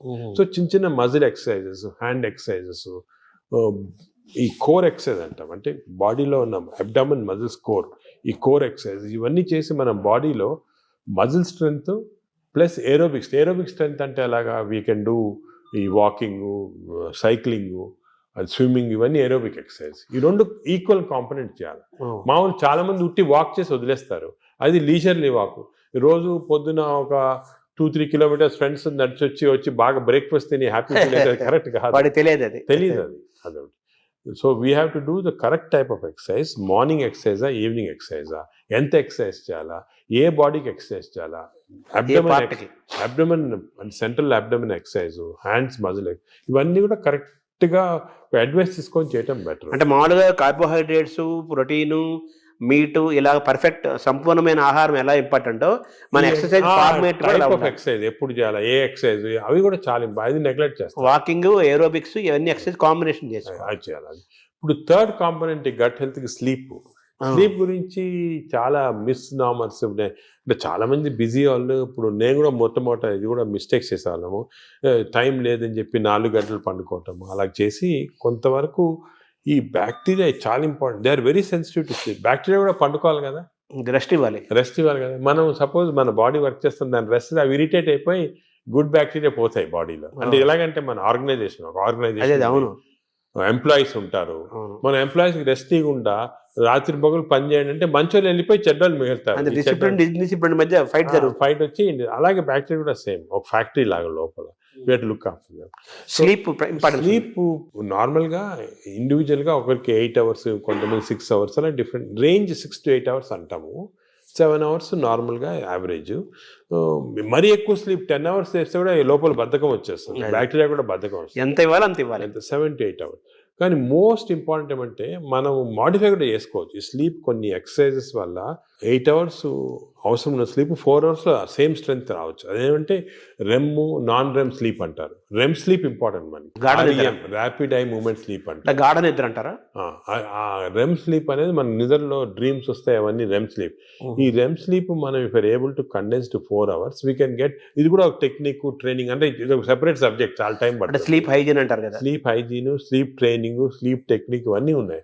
ఇవి కరెక్ట్గా మనము చేసుకోవచ్చు. 8 అవర్స్ 7 అవర్స్ స్లీప్ని 4 అవర్స్ చేసుకోవచ్చు. బట్ అది నార్మల్ వాళ్ళు చేయలేరు. మనం దీనికి ఒక టెక్నిక్, ప్రాక్టీస్. ఫర్ ఎగ్జాంపుల్ నేను I mastered it, I can go for 4 hours and get same amount of energy as 8 hours. కానీ మామూలుగా చేయటం చాలా కష్టం unless you practice that sleep hygiene. అంటే స్లీప్ చేతిలో మనం ఉన్నామా, స్లీప్ మన చేతిలో తెచ్చుకోవచ్చు. స్లీప్ మన చేతి తెచ్చుకోవచ్చు. చాలా వరకు నార్మల్ పబ్లిక్ స్లీప్ చేతిలో ఉన్నారు. సో అప్పుడు ఏం చేయాలి, suppose you don't have this technique and to do this, ఎందుకంటే ఇవన్నీ కూడా కొంత ప్రాక్టీస్ అవ్వాలి. లేదంటే మోస్ట్ ఇంపార్టెంట్ ప్రిన్సిపల్ ఏమంటే మీరు స్లీపింగ్ బిట్వీన్ 10 to 4, అంటే 6 అవర్స్ ఉందనుకోండి, 10 to 4 చేయండి, లేకపోతే 10 to 6 చేయండి. అంటే 10 o'clock అర్లీ స్లీప్ అని. ఎందుకంటే నేచర్ కూడా ఎలాగంటే మనం ఎప్పుడు ఈ లైట్లు గీట్లు లేనప్పుడు సన్ రైజ్ లేసేవాళ్ళము, సన్ సెట్టింగ్ పండుకున్నాము పల్లెటూరు. సో సన్సెట్ నార్మల్గా 7 o'clock 8 o'clock అవుతుంది. So early sleep. Sunrise పొద్దున early morning 5 o'clock 6 o'clock. So ఆ sunrise sunset timing maintain చేస్తే కొంతవరకు న్యాచురల్ స్లీప్ చాలా హెల్తీ స్లీప్. అంటే బ్యాక్టీరియా కూడా చాలా సంతోషపడతాయి. అండ్ ఎవల్యూషన్ ఇది మిలియన్స్ ఆఫ్ ఇయర్స్ ఎప్పుడు వచ్చింది కాదు, కొన్ని మిలియన్స్ ఆఫ్ ఇయర్స్ ఎవల్యూషన్లో ఇలా తయారయ్యాం మనం. ఇప్పుడు ఈ గత 200-300 సంవత్సరాలుగా ఈ ఎలక్ట్రిసిటీ ఇవన్నీ రావడం జరిగింది. కానీ ఓల్డెన్ డేస్లో మనం చేసేది ఆ ప్యాటర్న్ ఫాలో అవుతుంది. So early bed, early getting up, rise అంటారు కదా, అది సామెత, మంచి కరెక్ట్ సామెత. అది మనకి చాలా మంది successful people have done that. ఇప్పుడు మనకి స్లీప్ టెక్నిక్, వర్కింగ్ స్టైల్ మారింది కదా సార్, మనకు మారింది కాబట్టి మనం ఈ కొత్త స్లీప్ ఎక్సర్సైజ్, స్లీప్ టెక్నిక్ చేసి కొంచెం మార్పు చేస్తున్నాం. ఫర్ ఎగ్జాంపుల్ నారాటోళ్ళు అర్లీ స్లీప్ పాసిబిలిటీ కాకపోతే I can modify this using these techniques and get the same effect. ఇది జనరల్ పబ్లిక్ చేయలేరు కదా. అంటే మెటాబాలిజం యాక్సెప్ట్ చేస్తుందా, అంటే మనం ట్రైన్ చేసుకోవచ్చు. స్లీప్ కూడా ట్రైనింగ్ ఉంది. అంటే మన ఎక్సర్సైజ్ ట్రైనింగ్, ఈటింగ్ ట్రైనింగ్ లాగా స్లీప్ లో కూడా ట్రైనింగ్ ఉంది. అంటే మన మైండ్ ట్రైనింగ్ ట్రైనింగ్ అది ఉంది, కానీ అది జనరల్ పబ్లిక్ చేయడం కష్టం. కానీ జనరల్ పబ్లిక్ దానికి మేము అడ్వైస్ చేస్తామంటే స్లీప్ అర్లీ, గెటప్ అర్లీ, ఆ టెక్నిక్ మరి. అప్పుడు దాని అదేవిధంగా ఈటింగ్ కూడా దానికే మేము ఇప్పుడు చాలా దీంట్లో కూడా చాలా అర్లీగా మీ లాస్ట్ డిన్నర్ 7 o'clock తర్వాత తినకూడదు. లాస్ట్ ఫుడ్ బి 7 o'clock, 7 గంటల తర్వాత తినొద్దండి. ఆఫ్టర్ సన్సెట్ తినకూడదు. అంతే సన్సెట్ అంటే 7 మనం టైం పెట్టుకుంటే కొంచెం సన్సెట్ లేట్ కావచ్చు. అది ఇంకోటి ఏమంటే మన ఇండియాలో టైమ్ జోన్స్ చాలా వేరీ ఉంటాయి. ఇప్పుడు అస్సాంలో ఉన్న టైము, బాంబేలో టైం సేమ్, కానీ యాక్చువల్లీ కరెక్ట్ కాదు నేచర్ ప్రకారం. మనము 7 o'clock అని పెట్టామనుకోండి, అది ఈజీగా అర్థమవుతుంది. సో మామూలుగా మన బ్రేక్ఫాస్ట్ హెవీగా ఉండాలా, లంచ్ కొంచెం మోడరేట్గా ఉండాలా, డిన్నర్ చాలా లైట్గా ఉండాలా బిఫోర్ 7 o'clock. Simple principles. ఓవరాల్గా మన గట్ హెల్త్ అనేది మొత్తం present future everything gut health కాబట్టి ఈ గట్ హెల్త్ని మెయింటైన్ చేయాలంటే ఫుడ్, యాక్టివిటీస్ అండ్ స్లీప్ ఇవి కరెక్ట్ అని నార్మల్గా చెప్తుంటారు అందరు, ఫుడ్ యాక్టివిటీస్ పైన. అది కానీ దీంట్లో చాలా సైన్స్ వచ్చింది, మనం డిస్కస్ చేసాం కదా, దీనిలో చాలా నాలెడ్జ్ వచ్చింది, చాలా ఉంది. మనం ఒకప్పుడు ఈ sleep pattern, sleep hygiene, sleep ఎలా కంట్రోల్ అవన్నీ తర్వాత ఒక డిస్కషన్ పెట్టుకుంటాము. కానీ ఈచ్ ఏరియాలో ఫుడ్ లో ఇంత నాలెడ్జ్ ఉంది, ఎక్సర్సైజ్ లో ఈ టైప్ ఆఫ్ ఎక్సర్సైజ్ అందరికి తెలియదు. అందరంటే నేను చాలా మంది పేషెంట్స్ ని చేస్తున్నారు ఎక్సర్సైజ్. మా పొద్దున్న పూట మేము ఫ్రెండ్స్ అందరం వాకింగ్ చేస్తాం సార్, 2-3 కిలోమీటర్లు కబుర్లు చెప్పుకొని, సెల్ ఫోన్ మాట్లాడుకుంటాం. అంటే మాట్లాడుకోవచ్చు, కబుర్లు చెప్పుకోవచ్చు. కానీ బ్రిస్క్ వాక్ 6 km/h అనేది కాన్సెప్ట్. అదే విధంగా మజిల్ బిల్డింగ్, మీకు కోర్ మజిల్స్ అన్ని, షోల్డర్ మజిల్స్, ఇవన్నీ కూడా కొంతవరకు బిల్డ్ చేయాలి. అది సబ్ టెక్స్ట్ అంటారు చూడండి, సబ్ టెక్స్ట్ అనేది ఉంది.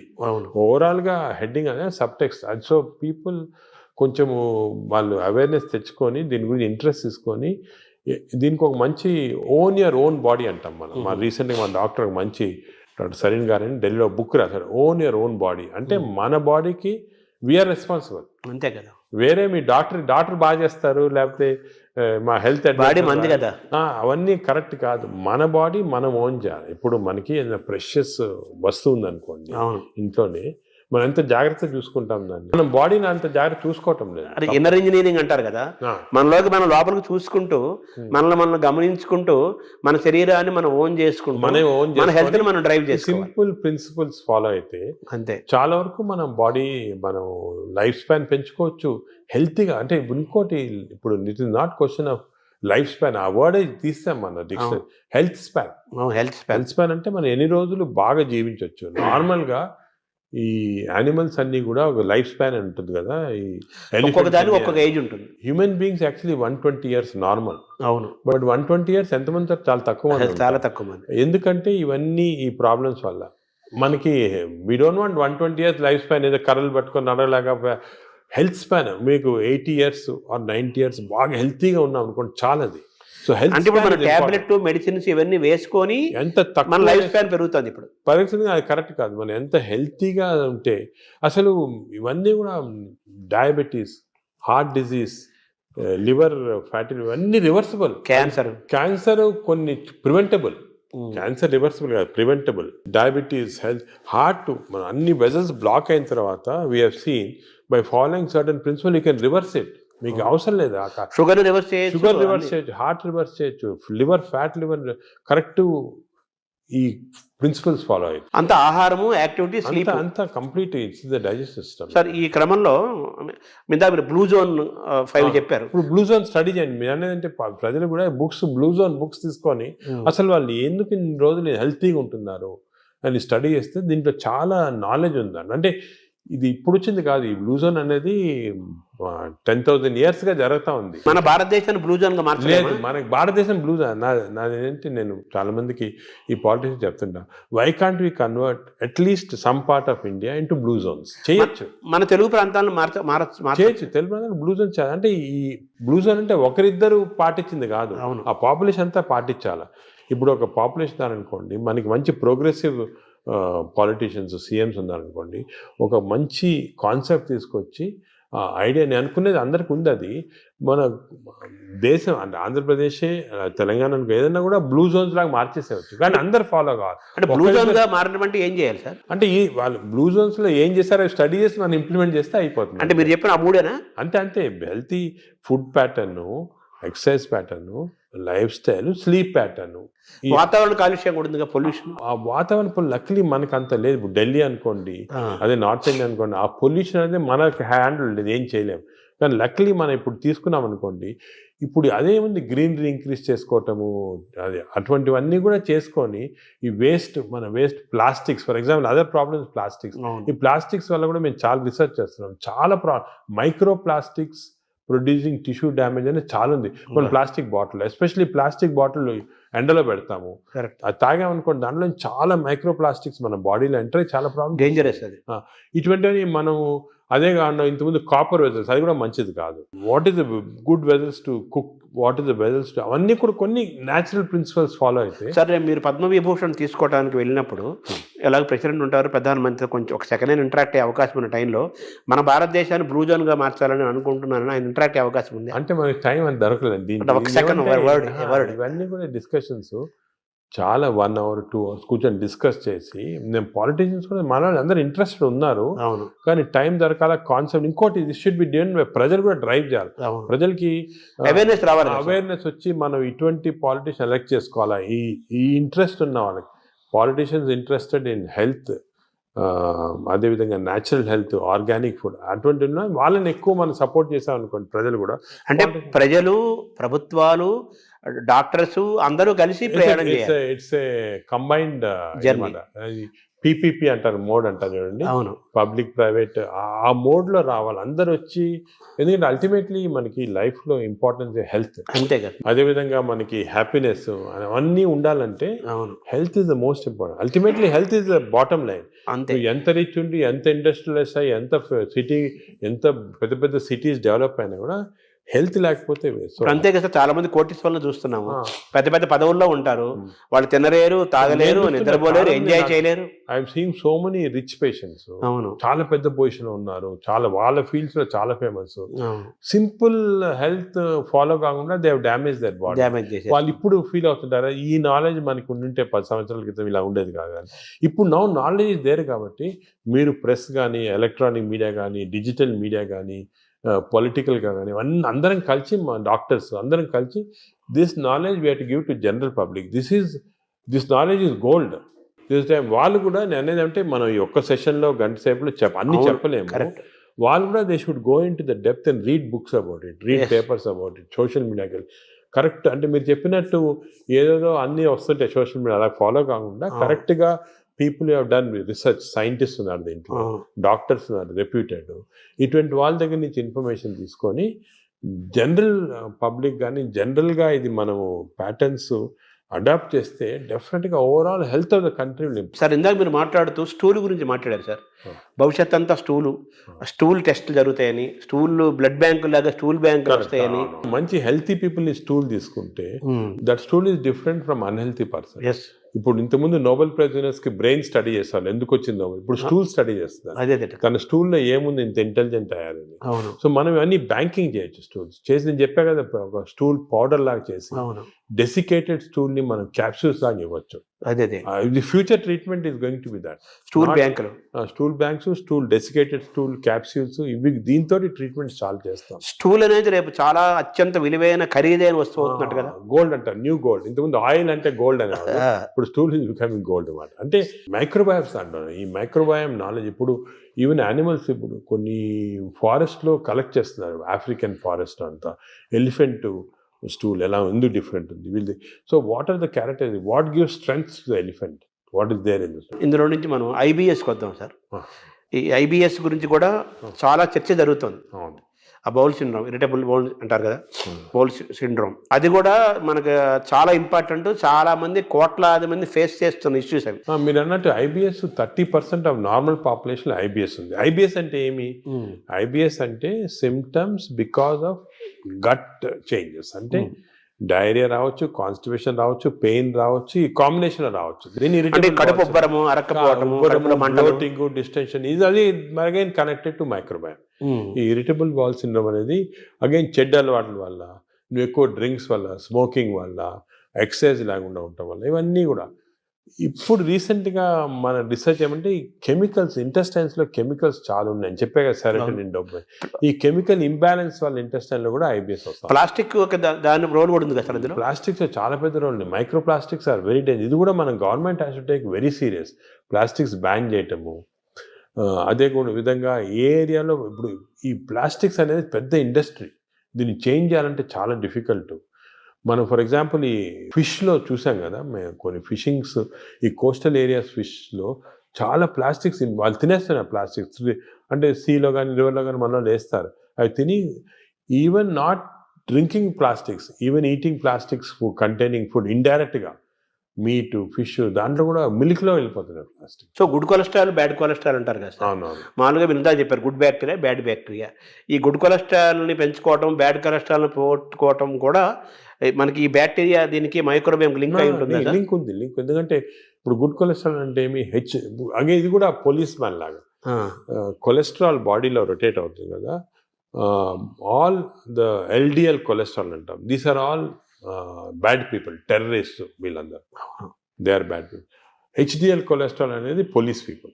ఈ హెచ్డిఎల్ కొలెస్ట్రాల్ కాన్స్టెంట్లీ బాడీలో తిరుగుతూ ఉంటుంది. ఎక్కడెక్కడ ఈ బ్యాడ్ కొలెస్ట్రాల్ బ్యాడ్ పీపుల్ ఉంటే తీసేస్తూ ఉంటుంది మనం. సో హెచ్డిఎల్ కొలెస్ట్రాల్ ఎక్కువ చేసుకోవాలి మనం. అంటే గుడ్ కాప్స్ని ఎక్కువ చేసుకోవాలి, గుడ్ పోలీస్ వాళ్ళని ఎక్కువ చేసుకోవాలి. అది ఫుడ్ హ్యాబిట్స్, ఎక్సర్సైజ్, కొన్ని పర్టికులర్ టైప్స్ ఆఫ్ ఫుడ్లో కూడా హెచ్డిఎల్ కొలెస్ట్రాల్ ఇంక్రీజ్ అవుతుంది. ఇవి చేసి అవి హెచ్డిఎల్ కొలెస్ట్రాల్ నార్మల్గా 40 లిమిట్, 40 కన్నా తక్కువ ఉంటే మంచిది కాదు. మీరు బ్లడ్ ల్యాబ్లో చెక్ చేసుకోవచ్చు. మీ హెచ్డిఎల్ కొలెస్ట్రాల్ 40 కన్నా తక్కువ ఉంటే మంచిది కాదు, అది ఇంక్రీజ్ చేయాలి. అబోవ్ 60 ఉంటే మంచిది, అంటే ఎక్కువ పోలీసు వాళ్ళు ఉన్నారు మీ బాడీలో. ఈ ఎల్డిఎల్ కొలెస్ట్రాల్ 100 కన్నా ఎక్కువ ఉండకూడదు, మంచిది కాదు. 100 కన్నా తక్కువ ఉంటే 70, ఇప్పుడు మేము న్యూ లిమిట్ 70 పెట్టాం. ఎల్డిఎల్ కొలెస్ట్రాల్ 70 కన్నా తక్కువ ఉండి హెచ్డిఎల్ కొలెస్ట్రాల్ 60 కన్నా ఎక్కువ ఉంటే అంటే మంచి కాప్స్ ఉన్నాయి బాడీలో, ఈ టెర్రరిస్ట్ని తీసేస్తున్నాయి అన్నమాట. సో అది ఏం చేయాలి, 60 HDL, less than 100 or less than 70 LDL cholesterol. Sir ఈ క్రమంలో మీరు బాగా అవేర్నెస్ తీసుకొచ్చే టాపిక్స్లో ఫ్యాటీ లివర్ ఒకటి తీసుకొస్తున్నారు కదా సార్. ఆ ఫ్యాటీ లివర్ పెరుగుతుంది కదా ఇప్పుడు చాలా. ఇది ఎపిడమిక్ అండి ఫ్యాటీ లివర్. నేను I'm very worried about it. ఎందుకంటే మేము స్టడీ చేస్తున్నాం పాపులేషన్స్ 30-40%లో మన ఇండియాలో ఈ ఫ్యాటీ లివర్ ఇండియాలో ఎందుకు ఎక్కువ ఉన్నాయంటే మన జీన్స్లో కొన్ని ఫాల్ట్ ఉంది. ఇండియన్ జీన్స్, మిడిల్ ఈస్టర్న్ జీన్స్లో కొంచెం ఫాల్ట్ వల్ల ఫ్యాటీ లివర్ ఈజీగా వస్తుంది. పొట్టలు వస్తుంటాయి. స్కాన్ చేసుకుంటే ఫ్యాటీ లివర్ కనపడుతుంది. ఈ లివర్ కూడా గట్ తర్వాత second most important organ is liver. ఈ liver is controlling heart. Fatty liver ఉన్న వాళ్ళు ఫ్యాటీ లివర్తో చనిపోరు. ఫ్యాటీ లివర్ ఉన్న వాళ్ళు హార్ట్ డిజీజ్తో చనిపోతారు, బ్రెయిన్ డిజీజ్ అంటారు. ఈ ఫ్యాటీ లివర్ కరెక్ట్ చేస్తే వాళ్ళు హార్ట్ కరెక్ట్ పోయి బ్రెయిన్ కరెక్ట్. ఫ్యాటీ లివర్ ఎలా కరెక్ట్ చేసుకోవాలి? ఫ్యాటీ లివర్ కూడా అగైన్ ఈ అన్ని ఎక్సర్సైజెస్ ఇవన్నీ కాకుండా మనకి కొత్త టెక్నాలజీ, కొత్త మెడికేషన్స్ అన్నీ వస్తున్నాయి ఫ్యాటీ లివర్ కరెక్షన్కి. ఫ్యాటీ లివర్కి మైక్రోబయోమ్కి చాలా సంబంధం ఉంది. ఫ్యాటీ లివర్కి ఇంటెస్టైన్స్కి చాలా సంబంధం ఉంది. నవ్ వీఆర్ డూయింగ్ కొత్త రీసెర్చ్ ఏమంటే ఈ ఇంటెస్టైన్ డియోడనల్ మ్యూకోజాని మేము మార్పుడు చేస్తున్నాం ఎలక్ట్రోపోరేషన్ అనే టెక్నిక్ తోటి. అంటే చేంజ్ చేసేవచ్చు. చేంజ్ చేస్తే దాంట్లో ఫ్యాటీ లివర్ తగ్గిపోతా ఉంది అక్కడ. అంటే ఫ్యాటీ లివర్ నేను చేయటం లేదు, చిన్న ప్రేగుల్లో డియోడనంలో ఎలక్ట్రోపోరేషన్ చేసి ఆ మ్యూకోజాని చేంజ్ చేస్తే ఫ్యాటీ లివర్ నార్మల్ అయిపోతాం. ఇంకా కొంచెం చాలా రీసెర్చ్ జరుగుతుంది. అది విచిత్రం. We are going to come with a new device with which we can change the duodenal mucosa. దీన్ని డియోడినల్ మ్యూకోజల్ రీసర్ఫేసింగ్ అంటారు. అది చేస్తే లివర్లో ఫ్యాట్ పోతాం. తర్వాత ఇప్పుడు ఈ క్యాన్సర్ పెరుగుతోంది, దాని మీద కూడా మీరు రీసెర్చ్ చేస్తున్నారు.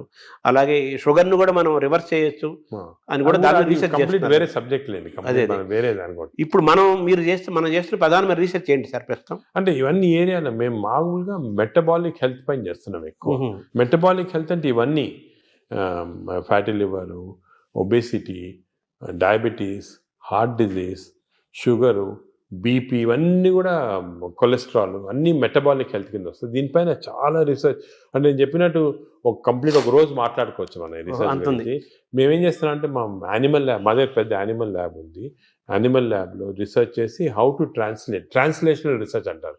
We have India's largest translational research centre. ఇంకోటి ఏం చేసామంటే మేము నాట్ ఓన్లీ ఇక్కడ డాక్టర్స్ కాకుండా ఐఐటీలో ఉన్న ఇంజనీర్స్ని, అలాగే IIITలో ఉన్న అని, ఆర్టిఫిషియల్ ఇంటెలిజెన్స్ ఇంజనీర్స్ని, అదేవిధంగా హైదరాబాద్ యూనివర్సిటీలో ఉన్న మైక్రోబయాలజిస్టులు అందరూ కూడా తీసుకొచ్చే కన్సోర్షియం లాగా చేసి we are doing extensive research in this area. Because మేము చేసే రీసెర్చ్ ఇప్పుడు రేపు మీకు రాకపోయినా ఒక 4-5 yearsలో చాలా చేంజెస్ వస్తాయి. 4-5 years అంత తొందరగా వచ్చేస్తాయి. I'm aiming in 5 years time we should change this whole concept in metabolic health. ఈ రీసెర్చ్ వల్ల మన దేశంలోనే కొత్త ప్రోడక్ట్స్, కొత్త టెక్నిక్స్, కొత్త టెక్నాలజీ, కొత్త హెల్త్ సబ్స్టెన్సెస్, మేము చెప్పాం కదా డెసికేటెడ్ స్టూల్ క్రాప్స్, ఇటువంటివన్నీ కూడా తీసుకొచ్చేస్తాం. ఐఎమ్ కాన్ఫిడెంట్ 5 yearsలో. ఇంకోటి ఏమంటే we are also trying to form a big consortium with other hospitals in the country. ఇప్పుడు ఆల్ ఇండియా ఇన్స్టిట్యూట్ ఉంది, మెడికల్ సైన్సెస్ ఢిల్లీలో, అదేవిధంగా పీజీఐ చండీగఢ్లో ఉంది. ఇవన్నీ కూడా అందరం కూడా షుడ్ కమ్ టుగెదర్. ఇప్పుడు this is the lesson we are learn from western country. యుఎస్లో అనుకోండి, మేయో క్లినిక్, క్లీవ్లాండ్ క్లినిక్, ఇవన్నీ కూడా కలిపి చేసి ఫాస్ట్గా వచ్చేస్తాయి రిజల్ట్. ఒకరొకరు చేయాలంటే 10-15 సంవత్సరాలు పడుతుంది. ఇందాక మీరు ఒక మాట అన్నారు కదా సార్, ఈ జీన్స్ గురించి అన్నారు. మన జీన్స్ వల్లనే మనకి ఫ్యాటీ లివర్ పెరుగుతుంది, పొట్టలు అన్ని స్టడీ చేసి పెరుగుతుంది అంటున్నారు. మన ఇండియన్స్లో రివర్స్ చేయలేమా మనం? జీన్స్ రివర్స్ చేయలేం, కానీ జీన్స్ని పిఎల్ఆర్ అని కొన్ని జీన్స్ ఉన్నాయి మన ఫ్యాటీ లివర్ వచ్చి, దాన్ని జీన్స్ని మార్పుడి చేయొచ్చు. కానీ చాలా జెనెటిక్ ఇంజనీరింగ్ అని చాలా వేరే డిఫరెంట్ సబ్జెక్టు. కానీ ఎపిజెనెటిక్స్ అని వచ్చింది. అవునవును. ఈ ఎపిజెనెటిక్స్ టెక్నిక్స్లో ఈ జీన్స్ని బ్లాక్ చేశారు. చెడ్డ జీన్స్ని మనం బ్లాక్ చేయొచ్చు. అవి కూడా చేస్తున్నాం. అంటే మనం డిఎన్ఏని చేంజ్ చేయటమంటారా? దాన్ని డిఎన్ఏ చేంజ్ చేయలేం, కానీ డిఎన్ఏ ఎఫెక్ట్ని బ్లాక్ చేయొచ్చు. అంటే డిఎన్ఏ ఎలాగా, డిఎన్ఏ బాడీలో ఉందనుకోండి, ఇట్ ప్రొడ్యూసెస్ ఆర్ఎన్ఏని ఇచ్చి ప్రోటీన్స్ వస్తాయి, పాత్వే. అలాగే మనకి అంత పాత్వే నార్మల్గా.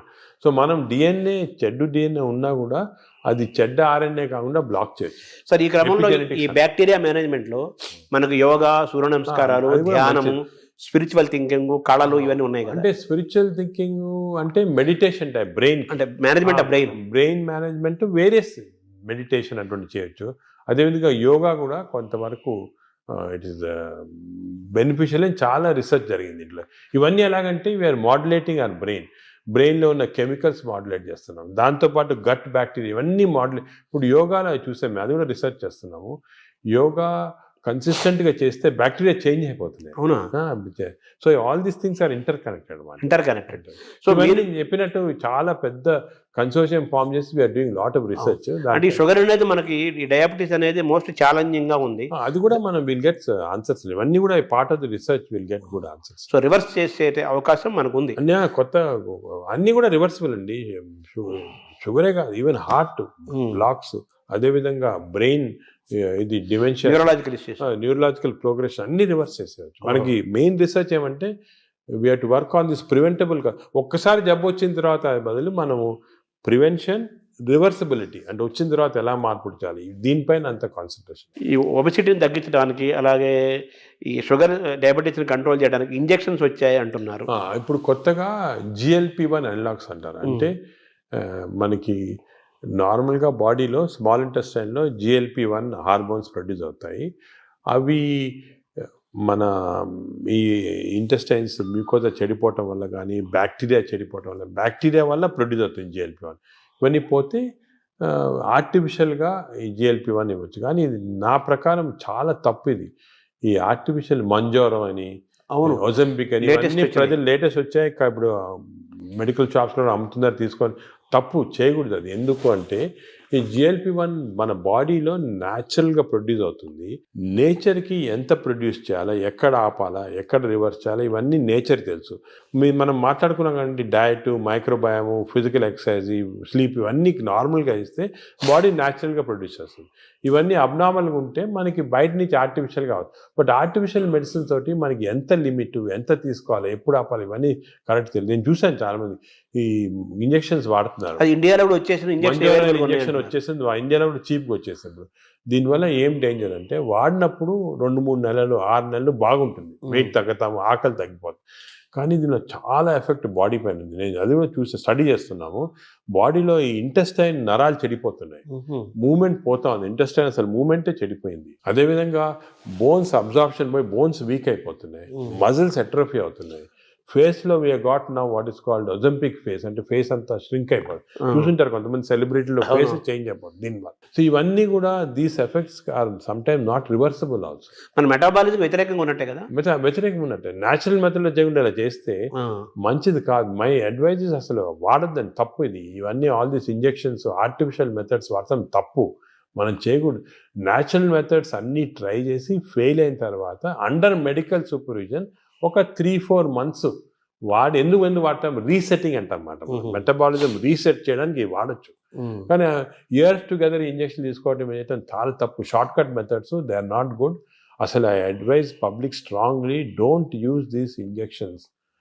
తప్పదు చాలా. తర్వాత ఇప్పుడు బ్యారియాటిక్ సర్జరీస్ ద్వారా కూడా మన లోపల ఫుడ్ ఇంటేక్ తగ్గిపోతుంది, షుగర్ లెవెల్స్ తగ్గిపోతాయి అంటున్నారు. బ్యారియాటిక్ సర్జరీ కూడా ఐఎమ్ అగేన్స్ట్, కానీ కొంతవరకు చాలా ఒబేసిటీ వచ్చి మనం న్యాచురల్ మెథడ్లో కంట్రోల్ చేయకపోతే కొంతవరకు హెల్ప్ చేయడానికి బ్యారియాట్రిక్ కానీ ఇంజెక్షన్స్ కానీ హెల్ప్ చేయడానికి అంతే. దాంట్లో మన న్యాచురల్ మెకానిజం వచ్చేసారు.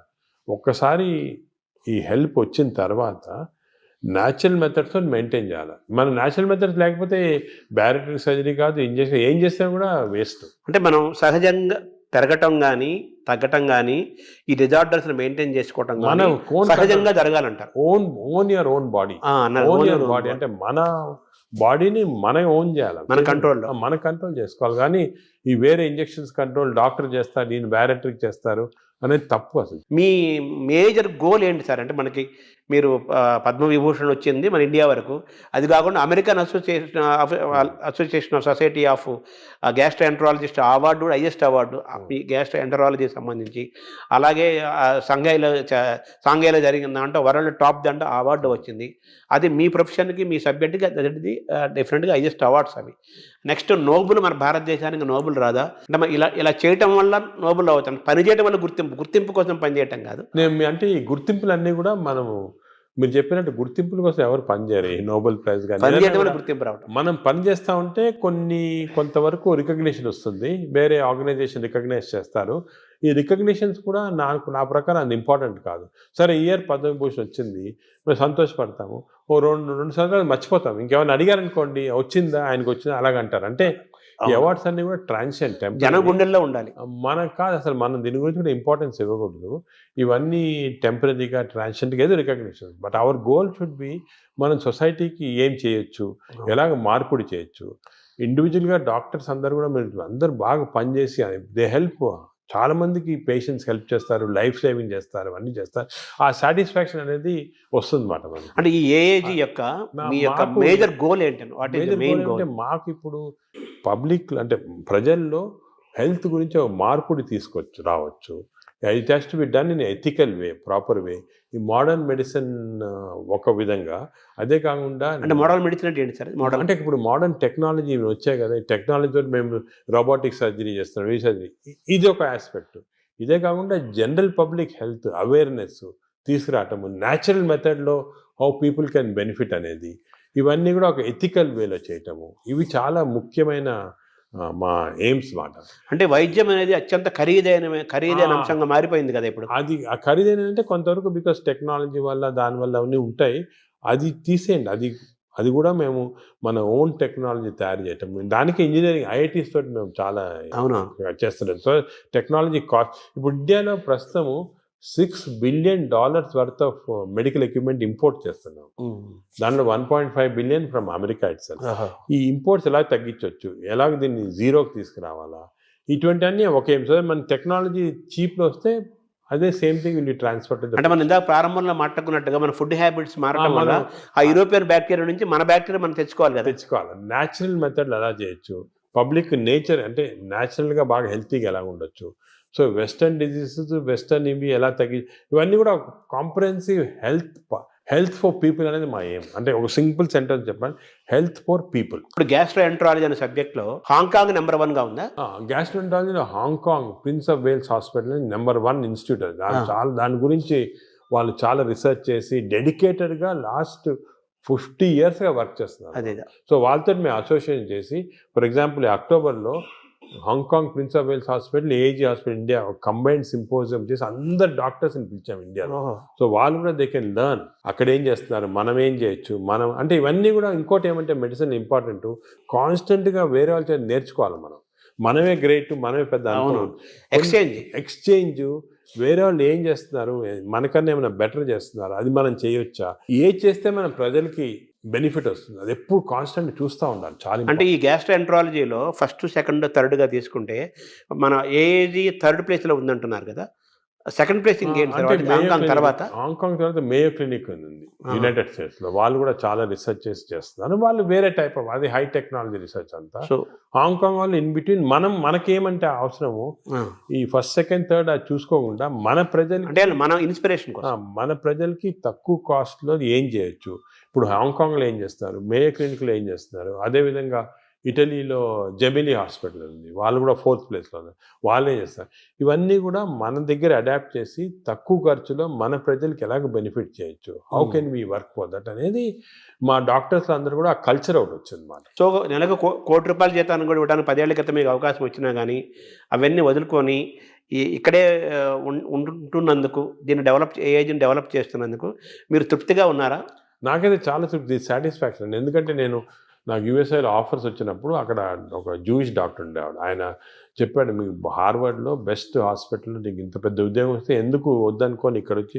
నేను అన్నాను, సార్ నేను వచ్చి నెలకు ₹1,00,00,000 అది అన్నాను, నేను వచ్చి లేదు అని వచ్చిన తర్వాత ఇప్పుడు ఆయన వాళ్ళ స్టూడెంట్స్ మన దగ్గర ట్రైనింగ్ పంపిస్తున్నారు. హార్వర్డ్ ప్రొఫెసర్ ఈ sending his students for training to AIG. ఆయన లెటర్ రాశాడు, నువ్వు చేసిన డిసిషన్ కరెక్ట్ డిసిషను, ఇన్ని 30 సంవత్సరాల క్రితము వద్దనుకొని వచ్చేయటం ఇక్కడ మంచిదైంది. ఎందుకంటే అల్టిమేట్గా ఇప్పుడు ఎవ్రీబడి హ్యాస్ ఎ లైఫ్. కానీ మనం ఎంత కాంట్రిబ్యూట్ చేసాం, మన వల్ల ఎంతమంది బెనిఫిట్ అయ్యారు, అది చాలా ఇంపార్టెంట్. మన ప్రజలు ఎంత బెనిఫిట్ అయ్యారు, మన దేశానికి మనం ఏం చేయగలం, మన నేలకి, మన భూమికి మనం ఏం చేయగలుగుతున్నాము, అది ముఖ్యం. అంటే వేరే వాళ్ళు బయటికి వెళ్ళి చేసిన వాళ్ళు I'm not finding fault, correct. But మనకి ఇక్కడ ఆపర్చునిటీ, ఇప్పుడు మాకేమంటే ఆపర్చునిటీస్ వచ్చాయి, అందరికి రాకపోవచ్చు. లక్ అనేది ఆపర్చునిటీ వాళ్ళకి ఇది కూడా ఉంటుంది కదా. అంటే సొసైటీ వాళ్ళు హెల్ప్ చేసిన, మీరు చెప్పినట్టు రాత, డెస్టినీ, అదే గవర్నమెంట్ కూడా హెల్ప్ చేయటము, అన్ని గవర్నమెంట్ కూడా బాగా హెల్ప్ చేస్తారు. సో మిమ్మల్ని మీరు రివ్యూ చేసుకుంటే ఒకసారిగా మీ కెరీర్ని మేజర్ ఇన్స్పిరేషన్స్ కానీ లేదా టర్నింగ్ పాయింట్స్గా తీసుకుంటే, మీరు పెథాలజిస్ట్గా ఉండాల్సింది ఇట్లోకి నాన్నగారి అడ్వైస్ తోటి ఈ గ్యాస్ట్రో రావటం ఒక సబ్జెక్ట్ ఒకదాన్ని చెప్పచ్చు. నాకు చాలామంది చిన్నప్పటి నుంచి మా టీచర్స్ కానీ, పేరెంట్స్ కానీ, లీడర్స్ కానీ, సొసైటీలో చాలామంది ఇన్స్పిరేషన్ కానీ హెల్ప్ చేశారు. మామూలు నేనేమంటే ప్రతి వాళ్ళు కూడా I see something what is the positive and try and adapt చూసుకుంటామాట. అలా చూసుకుంటే లాట్ ఆఫ్, అంటే అందరూ నాన్నగారేనా మీ పెథాలజీ గ్యాస్ట్రోఎంట్రాలజీ రావడానికి మేజర్గా మా ఫాదర్ చాలా పెథాలజీ, చాలా స్ట్రిక్ట్ మనిషి. ఆయన లైఫ్ లాంగ్ కూడా సర్వీస్ చేసి థౌజండ్స్ ఆఫ్ స్టూడెంట్స్ని ట్రైన్ చేసి సొంతంగా ఏం చేసుకోలేదు. అంటే ఆయన పాపం డబ్బు ఏం చేసుకోలేదు. చాలా ఆయన మామూలుగా ఇంట్లో ఉంటే కూడా చిన్న బల్బు ఆన్ చేసి, ఎలక్ట్రిసిటీ ఎక్కువ అవుతుందని చెప్పి బల్బులు కూడా ఆన్ చేశాడు కాదు, చిన్న బల్బ్ కింద కూర్చుంటారు చేసి చాలా పబ్లిష్ చేసి ఒక కల్చర్ అనేది మా దాంట్లో ఇంబైబ్ చేశాడు. నువ్వు ఇలా ఉండాలా, ఇది ఇంపార్టెంట్, సొసైటీకి ఏమైనా చేయాలి, కానీ నువ్వేమైనా చేసుకుంటే ఏం లాభం వేస్ట్ అని చెప్పి ముందు నుంచి నన్ను ఎంకరేజ్ చేశారు. ప్రాక్టీస్ వద్దు, you setup institution, do research, do service అని.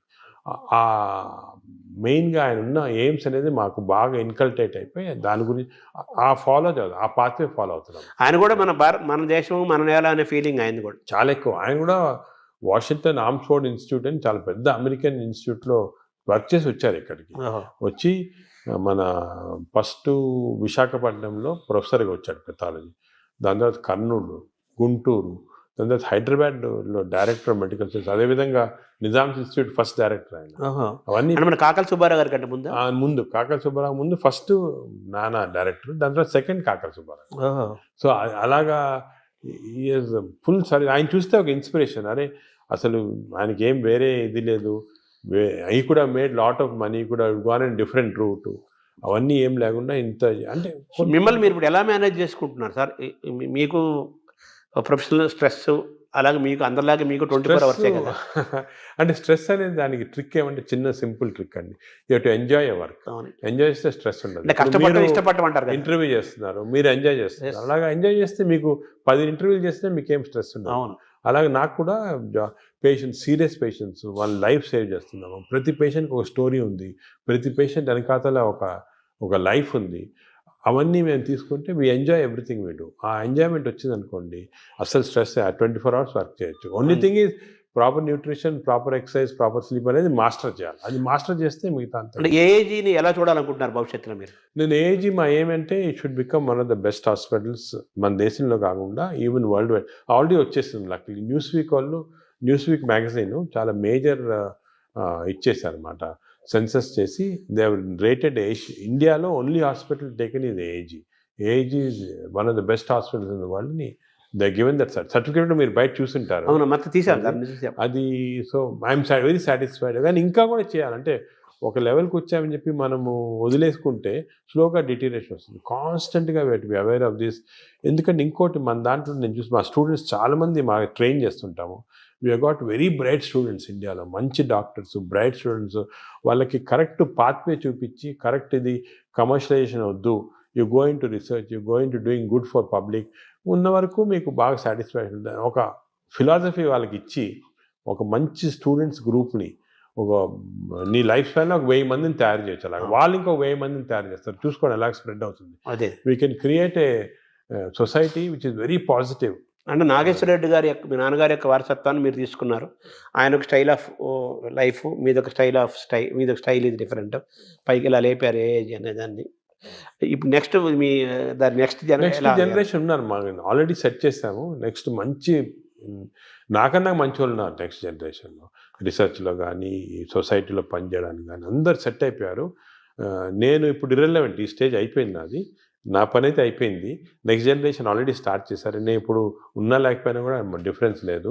అలాగే వాళ్ళు నెక్స్ట్ జనరేషన్ సెట్ చేస్తారు. ఒక వ్యవస్థను క్రియేట్ చేసి వాళ్ళు నెక్స్ట్ జనరేషన్. నేను అనుకున్నాను మన దేశానికి అంటే ఏమంటే మనం కొంచెం లేట్ అయింది మన డెవలప్మెంట్లో దాంట్లో కానీ. ఇప్పుడు జపాన్ చూసుకోండి, వరల్డ్ వార్ తర్వాత ఎంత హార్డ్ వర్క్ చేసి వాళ్ళు అవుతాయి.